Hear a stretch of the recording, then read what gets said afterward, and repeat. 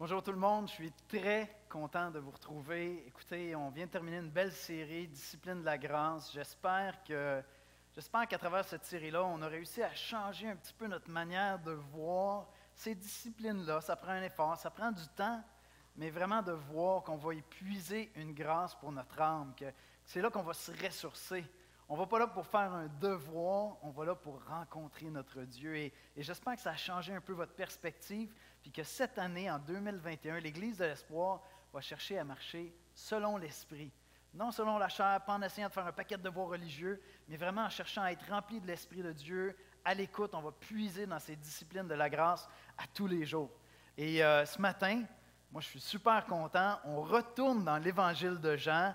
C'est mon évangile préféré. Des 4 évangiles, c'est mon évangile préféré. En 25 ans de ministère pastoral avec l'Église de l'Espoir, c'est la deuxième fois que j'ai le privilège de passer à travers tout ce bel évangile-là puis de faire cette série avec vous. Alors, je suis très, très content de ça. Et ce matin, dans le passage qu'on va aller voir ensemble, on va aller à la rencontre d'un homme qui a souffert toute sa vie jusqu'à ce qu'il rencontre Jésus.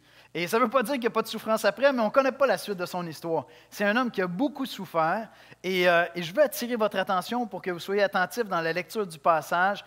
Il y a quelque chose d'intéressant qui va se passer. C'est à travers sa souffrance à lui que Jésus va venir se faire connaître. Jésus va venir se révéler. Il y a quelque chose là-dedans pour chacun d'entre nous parce que chacun d'entre nous, on est appelé tôt ou tard à souffrir. C'est la réalité de l'humanité. Et donc, à travers sa souffrance, Jésus va venir se faire connaître à lui, puis ça va être le début littéralement d'un éblouissement absolument extraordinaire. Alors, on va aller dans la prière, puis on va écouter la lecture des Écritures, puis on va retrouver ensemble l'Évangile de Jean. Seigneur Jésus, tu sais combien j'aime cet Évangile, Seigneur.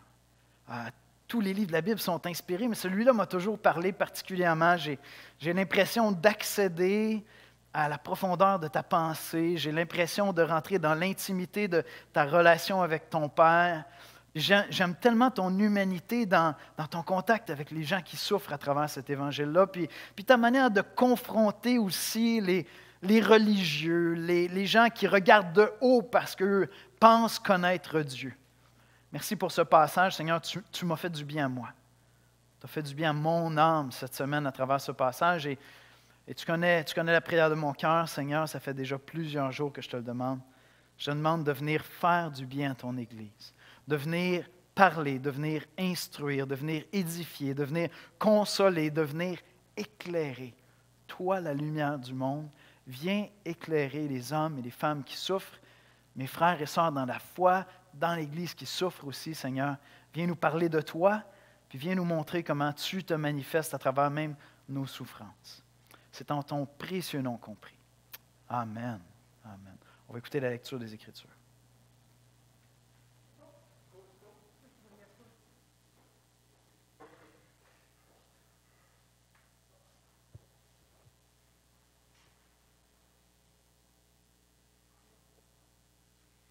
Alors, on est dans l'Évangile de Jean, on est rendu au chapitre 9, les versets 1 à 7, et puis les versets 35 à 41 dans la nouvelle édition de Genève. Alors, Jean 9, verset 1. Jésus vit en passant un homme aveugle de naissance.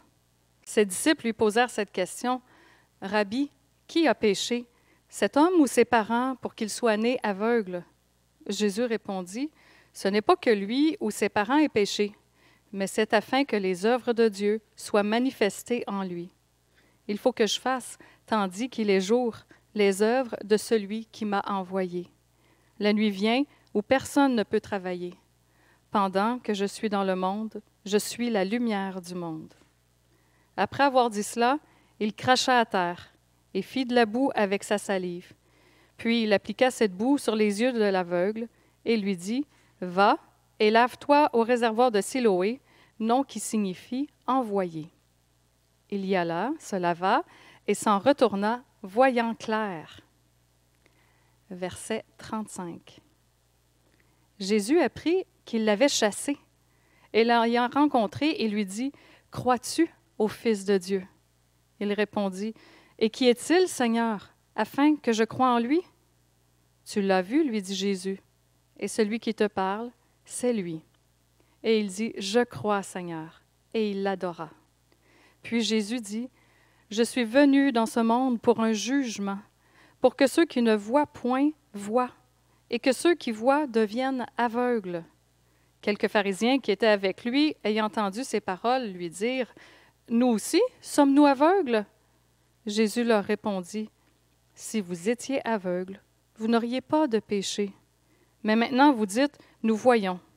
C'est pour cela que votre péché subsiste.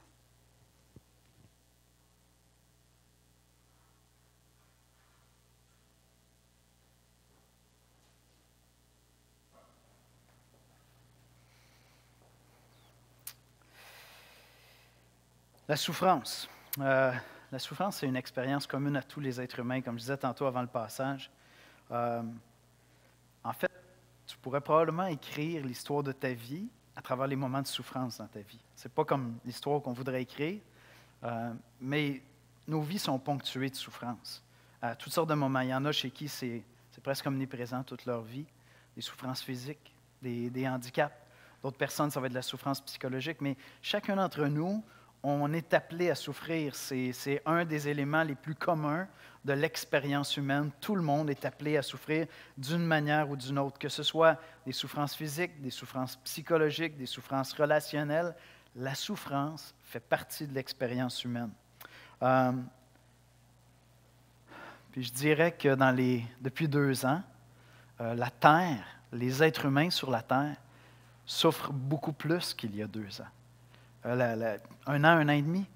La réalité, c'est qu'avec le virus, avec tout ce qu'on a pris comme mesure pour gérer ça, aussi pour contenir ça, ce que ça a engendré comme isolement, ce que ça a engendré comme crise économique, puis on n'est pas encore sorti du bois, l'être humain souffre davantage. Pensons aux gens qui ont souffert du virus lui-même ou qui en souffrent encore. Pensons aux gens qui travaillent 2 fois plus fort depuis le début. Quel paradoxe, hein? Il y a une partie de la population qui est comme appelée à travailler moins pour s'isoler, puis il y a une autre partie de la population qui travaille 2 fois plus fort. Et dans les 2 cas, il y a de la détresse psychologique, souvent qui est engendrée par ça, de l'épuisement, de l'anxiété, de la solitude. On voit qu'il y a des crises d'anxiété chez nos aînés qui sont isolés, chez les étudiants, on en entend de plus en plus parler. Cette semaine, ça m'a brisé le cœur d'entendre parler des 2 travailleuses sociales de la DPJ, de 2 intervenantes de la DPJ qui se sont littéralement enlevé la vie, 23 ans, 26 ans. Mais quel brise-cœur, il y a de la souffrance actuellement dans le monde. Ce passage-là de ce matin nous aide à réfléchir comme chrétiens et à comprendre qu'est-ce que la souffrance prend comme sens dans nos vies? C'est quand même une grande question. Quand tu souffres, la question vient inévitablement. Pourquoi? À quoi ça sert? Ça mène où? Qu'est-ce que je dois apprendre de ça? Et ce matin, je m'adresse particulièrement aux chrétiens ou à ceux qui cherchent Dieu, parce qu'à travers la souffrance d'un homme, Jésus-Christ va venir se manifester. Il va venir le rencontrer dans sa souffrance à lui. Puis je vous donne déjà une piste. Au verset 3, dans Jean 9, verset 3, on lit « Jésus répondit au questionnement des disciples et il dit « Ce n'est pas que lui ou ses parents aient péché, mais c'est afin que les œuvres de Dieu soient manifestées en lui. » Quelle parole mystérieuse! C'est afin que les œuvres de Dieu soit manifesté en lui. Ça parle de sa souffrance, de sa condition aveugle de naissance. Voici comment je résumerai l'exposé de ce matin. Jésus est la lumière du monde et il vient éclairer les cœurs humbles. J'ajouterai ceci, particulièrement dans la souffrance. Jésus est la lumière du monde, il vient éclairer les cœurs humbles et particulièrement dans la souffrance. Alors, mon premier point ce matin, nous souffrons afin que les œuvres de Dieu soient manifestées. En retournant dans l'Évangile de Jean, on revient vraiment vers une prédication on appelle ça une prédication par exposition. On cherche vraiment à exposer le passage. Ce que je vous apporte dimanche après dimanche, ce que le prédicateur vous apporte, devrait refléter l'idée principale du texte. Je ne suis pas là pour vous partager mes réflexions, je suis là pour vous partager la pensée de Dieu, puis un peu la contextualiser, chercher à l'appliquer, la méditer dans ma vie, dans nos vies, dans la vie de l'Église, dans la vie de notre culture, de notre époque.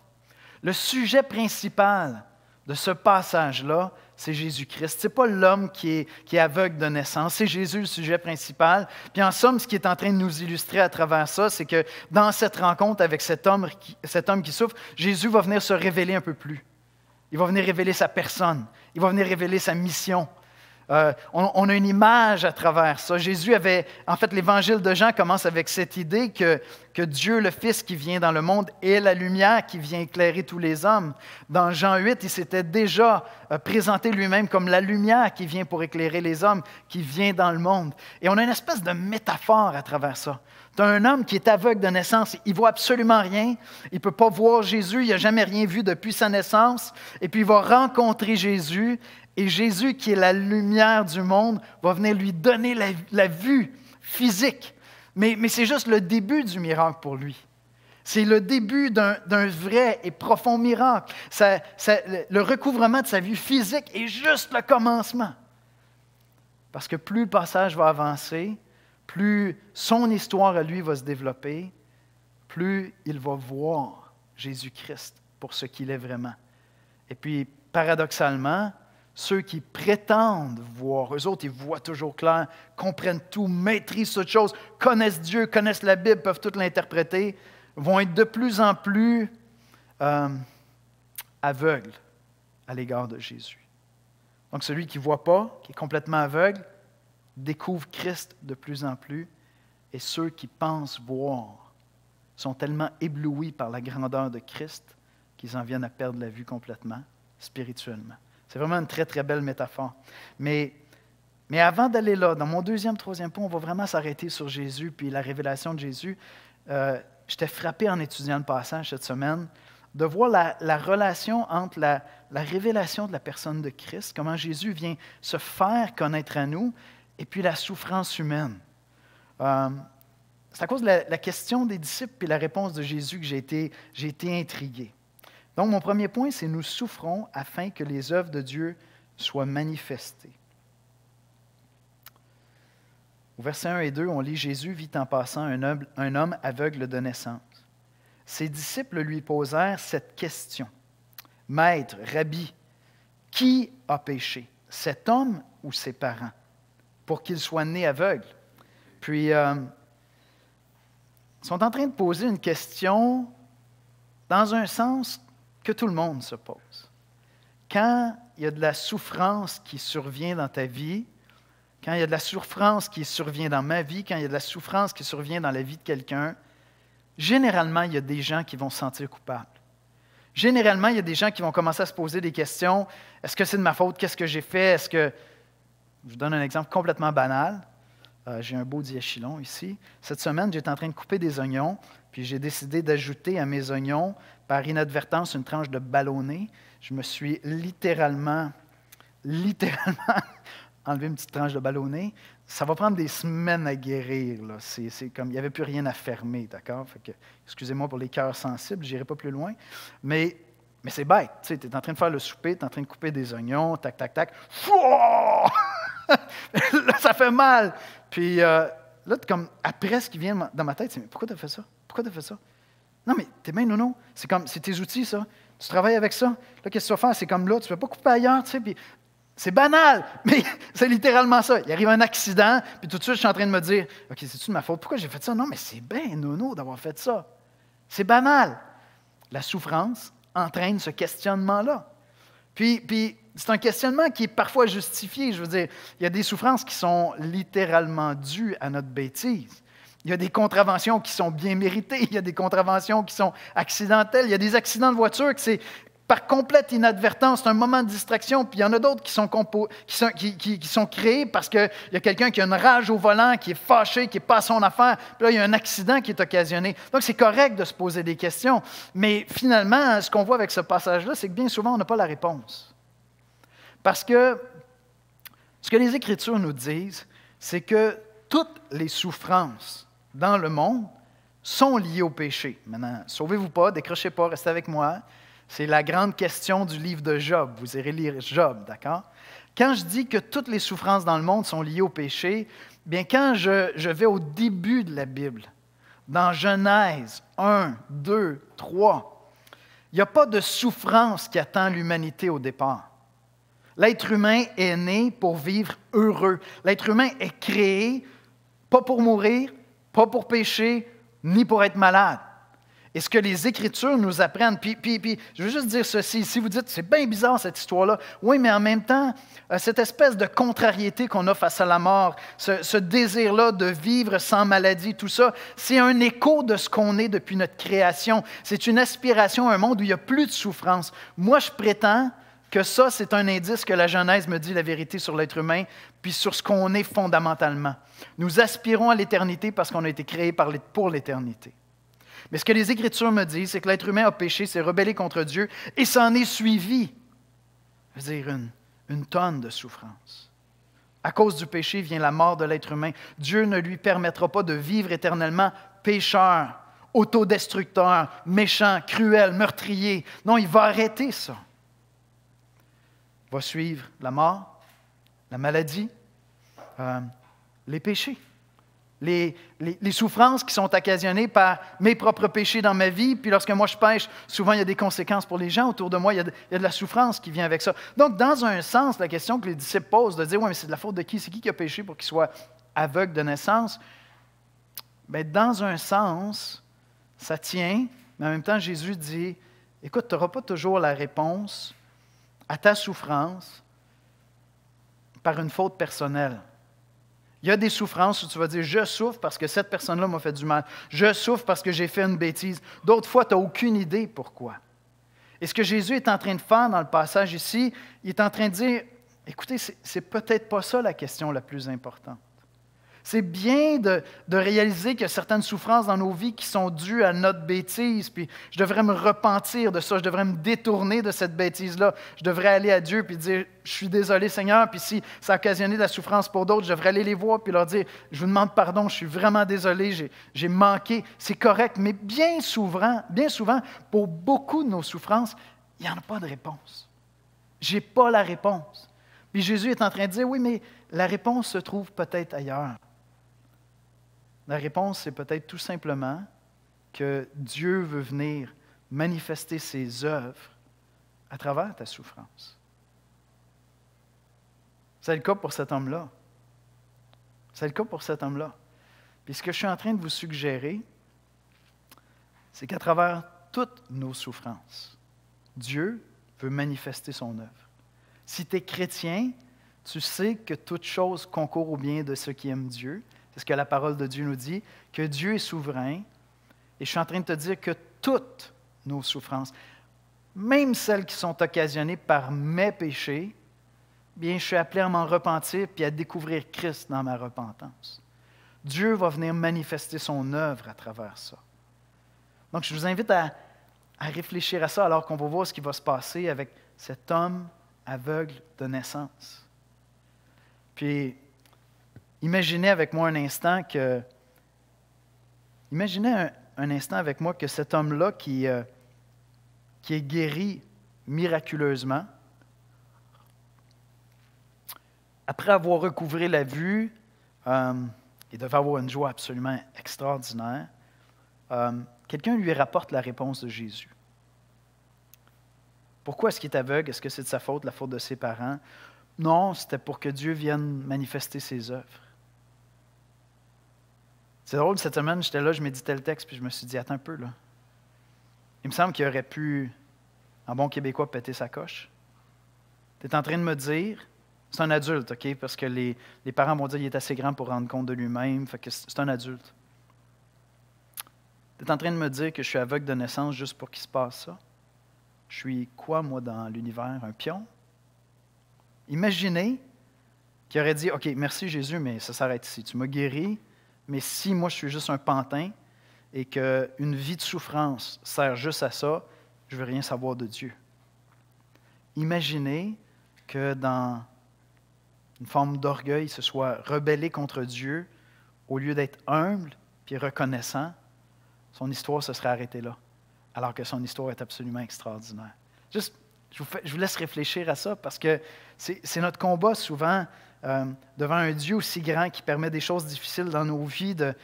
La tentation est là d'entrer en contestation.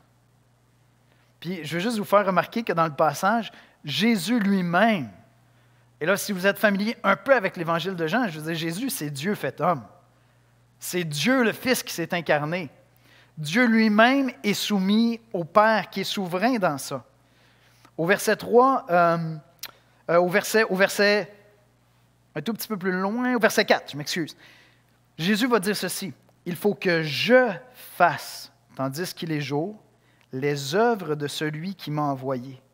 La nuit vient où personne ne peut travailler. » Fait qu'il dit d'une part, Jésus est en train de dire, cet homme-là est aveugle de naissance, afin que les œuvres de Dieu soient manifestées en lui. Ça va être le miracle. Ça va être le miracle qui retrouve les yeux, mais il y a un plus grand miracle que ça qui s'en vient lorsqu'il va se prosterner devant Christ. Mais ensuite, Jésus poursuit en disant, puis moi maintenant, il faut que je fasse les œuvres de celui qui m'a envoyé. Et donc, notre Seigneur Jésus, qui est Dieu le Fils, selon l'Évangile de Jean, est lui aussi appliqué à réaliser les œuvres de Dieu à travers sa vie. Et ça pointe vers ses souffrances à lui, sur la croix. Il va accepter que ses souffrances servent à manifester les œuvres de Dieu. Est-ce que ce n'est pas extraordinaire? C'est vraiment extraordinaire. La souffrance dans la vie de cet homme devait servir à manifester les œuvres de Dieu en lui. Et ce que je vous dis ce matin, c'est que les souffrances dans vos vies, si vous choisissez d'être humble avec Dieu, vont servir, que ce soit en comprenant le sens profond ou que ce soit par une attitude qui reflète vraiment une soumission à Dieu, un amour pour Dieu, un abandon entre les mains de Dieu, vont servir à manifester les œuvres de Dieu. Et dans ce cas-là, ces œuvres-là, c'est de faire connaître que Jésus est la lumière du monde. Jésus est la lumière du monde. Verset 4, « Il faut que je fasse, tandis qu'il est jour, les œuvres de celui qui m'a envoyé. La nuit vient où personne ne peut travailler. » L'Évangile de Jean commence au verset 9 en disant ceci, Jean 1, 9. « Cette lumière était la véritable lumière qui, en venant dans le monde, éclaire tout homme. » Cette lumière était la véritable lumière qui, en venant dans le monde, éclaire tout homme. Cette idée-là que Jésus est la lumière du monde, c'est un des thèmes à travers l'Évangile de Jean. Puis là, on arrive au chapitre 8, au chapitre 9, puis c'est en train de se développer. On est en train de réaliser qu'est-ce que ça veut dire qu'il vient éclairer les hommes, qu'il éclaire tout homme. Il vient donner la lumière de la vie au chapitre 8. Juste un chapitre avant, il avait dit ceci. On lit au verset 12, Jean 8, 12. Jésus leur parla de nouveau et dit, « Je suis la lumière du monde. Celui qui me suit ne marchera pas dans les ténèbres, mais il aura la lumière de la vie. » Bien, regardez bien comment cet homme qui est aveugle de naissance va évoluer dans sa connaissance de Jésus à travers le chapitre 9. Puis ce qu'on voit, c'est ce verset-là se réaliser dans sa vie. Jésus dit au verset 12, Jean 8, 12, Jésus leur parle de nouveau et dit, « Je suis la lumière du monde. Celui qui me suit ne marchera pas dans les ténèbres, mais il aura la lumière de la vie. Celui qui me suit ne marchera pas dans les ténèbres. » Cet aveugle de naissance ne va pas simplement retrouver la vue physique. Il va suivre Jésus par la foi. Et il ne marchera plus dans les ténèbres. Il va découvrir qui est Jésus-Christ. Je vous épargne un peu les détails, mais après sa guérison, dans le récit, Jésus comme disparaît de l'histoire pour un temps. Il va réapparaître juste à la fin, parce que la suite de l'histoire, c'est un échange entre ceux qui disent voir, les gens qui connaissent la Bible, qui ont toutes les réponses, les religieux qui enseignent le peuple qui est aveugle. Non, eux autres, ils ont la connaissance des Écritures, ils dispensent leur connaissance, ils dispensent leur lumière. Maintenant, ils étaient toujours en conflit avec Jésus. Et donc là, il y a un problème. Il y a un homme qui est aveugle de naissance, tout le monde connaît son histoire, tout le monde sait qu'il est aveugle depuis sa naissance, puis il se promène, puis il voit. Je veux dire, on a un problème. En plus de ça, Jésus a fait ce miracle-là le jour du sabbat. Double problème pour eux. Alors, eux rentrent vraiment dans un débat théologique avec cet homme-là, avec sa famille, avec ses proches. Puis ils arrivent avec un argument théologique béton, un argument biblique selon eux béton. Et ils disent, écoutez, ce miracle-là, si ce miracle-là existe, il ne peut pas venir de Dieu parce qu'on sait que Dieu ne fait pas ce genre de truc-là le jour du sabbat. Le jour du sabbat, c'était le jour de la fête religieuse pour les Juifs. C'était un jour de repos, on devait se consacrer à Dieu. Eux, ils disent, il a fait ça le sabbat? Non. Éliminé. Il a donné la vue à un aveugle. Mais ça ne se fait pas le jour du sabbat, donc ça ne vient pas de Dieu. Puis ils ont un argument très brillant, très théologique. Puis là, ils vont commencer à discuter avec cet homme-là qui n'a pas de connaissances, qui ne peut pas débattre. Il n'est pas de calibre. Vous rencontrez des gens comme ça qui ont toute la connaissance, ils veulent vous instruire. Bien, lui est face à ces gens-là, puis il dit, écoutez, je ne sais pas. Ils vont venir lui poser des questions. Regardez au verset 11. Il lui demande, c'est qui cet homme-là qui t'a redonné la vue? Vraiment intéressant. Voici sa réponse au verset 11. L'homme qu'on appelle Jésus a fait de la boue, a oint mes yeux, et il m'a dit, va au réservoir de Siloé et lave-toi. J'y suis allé, je me suis lavé et j'ai pu voir. Donc, quand on lui demande, qui est l'homme qui a fait ça pour toi? C'est un homme qu'on appelle Jésus. Écoutez les boys, je suis aveugle, j'étais aveugle, je ne l'ai jamais vu. C'est un homme. C'est un homme pour l'instant. C'est un homme qui a fait un miracle dans sa vie. D'accord? Un petit peu plus loin dans le débat, au verset 17, il y eut division parmi eux. Ils dirent encore à l'aveugle, qui n'est plus vraiment aveugle, de moins en moins aveugle. Bientôt, il va voir très, très clair. Toi, que dis-tu de lui, sur ce qu'il t'a ouvert les yeux? Il répondit, c'est un prophète. Oh, c'était un homme. Maintenant, c'est un prophète. Le prophète, c'est celui qui est envoyé par Dieu pour nous faire connaître Dieu, pour parler de Dieu. Tout l'Ancien Testament est rempli de prophètes. Ce n'est plus seulement un homme. C'est un prophète qui est là pour nous faire connaître Dieu. Voyez-vous, sa vue commence à s'élargir. Il n'a pas encore reparlé à Jésus, mais il est en train de réfléchir à son affaire, puis il dit, attendez un peu, là. Vous essayez de me convaincre qu'il ne vient pas de Dieu parce qu'il m'a guéri le jour du sabbat. Non, c'est plus qu'un homme, c'est un homme de Dieu. C'est un homme de Dieu, c'est un prophète.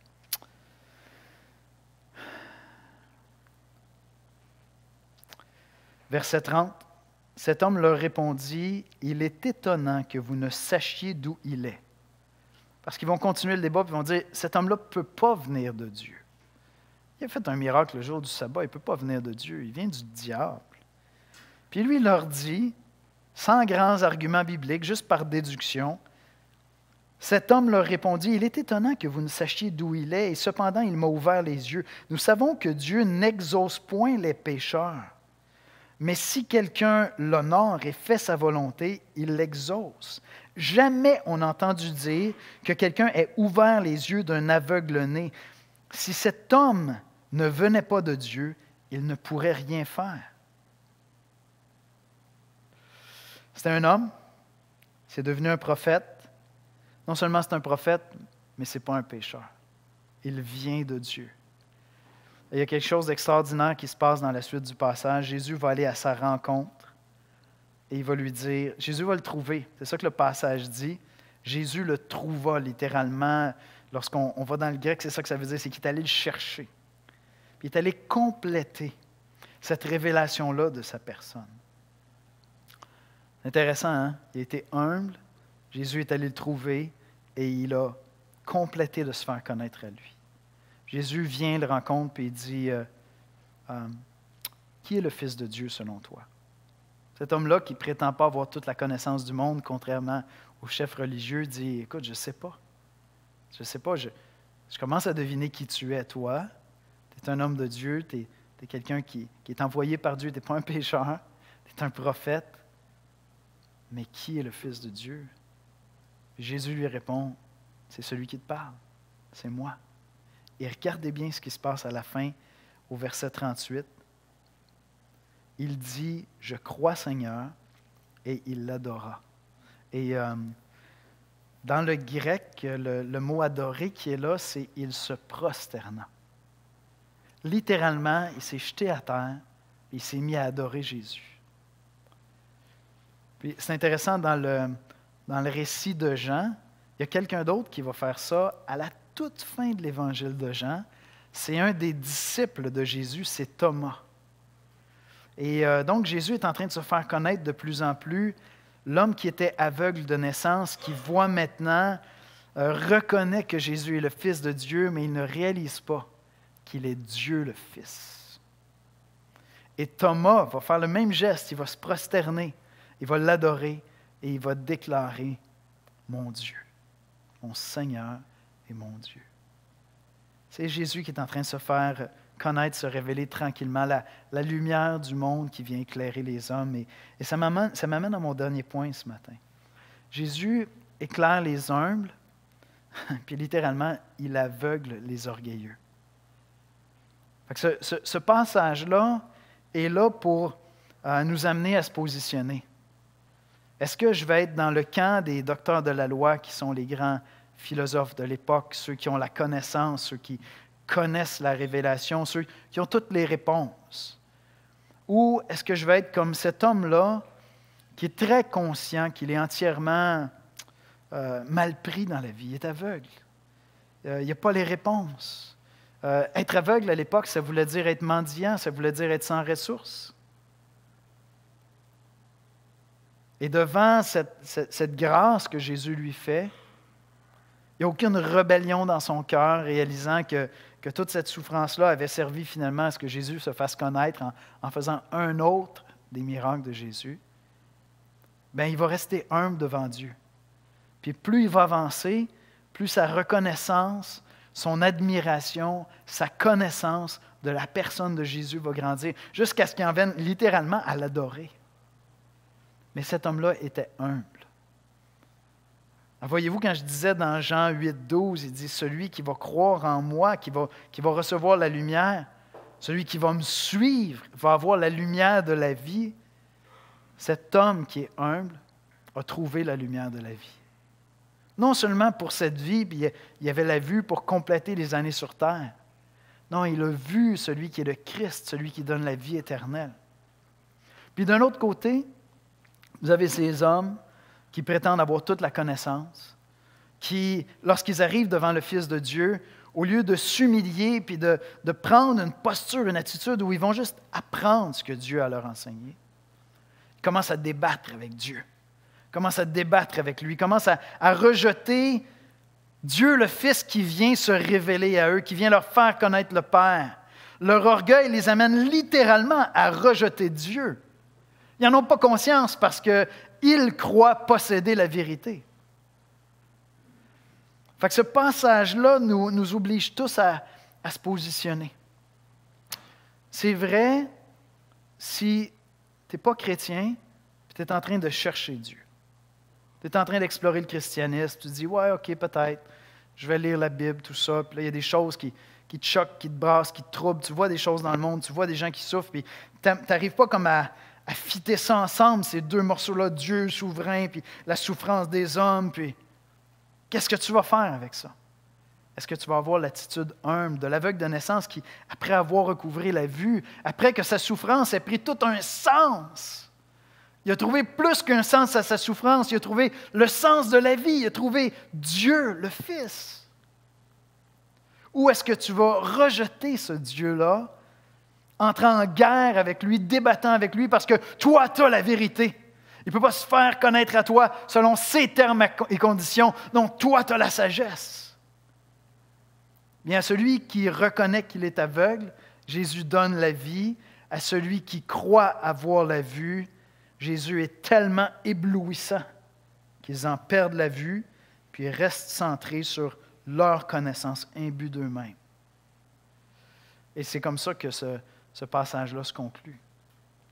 Je vais inviter les musiciens à prendre place pour vraiment nous conduire dans un temps de louange. On va célébrer ça, puis on va laisser le Seigneur déposer ça dans nos cœurs, puis vraiment venir brasser ça, nous imprégner, puis nous porter à l'adoration, hein, comme l'aveugle de naissance qui s'est prosterné, s'est mis à adorer.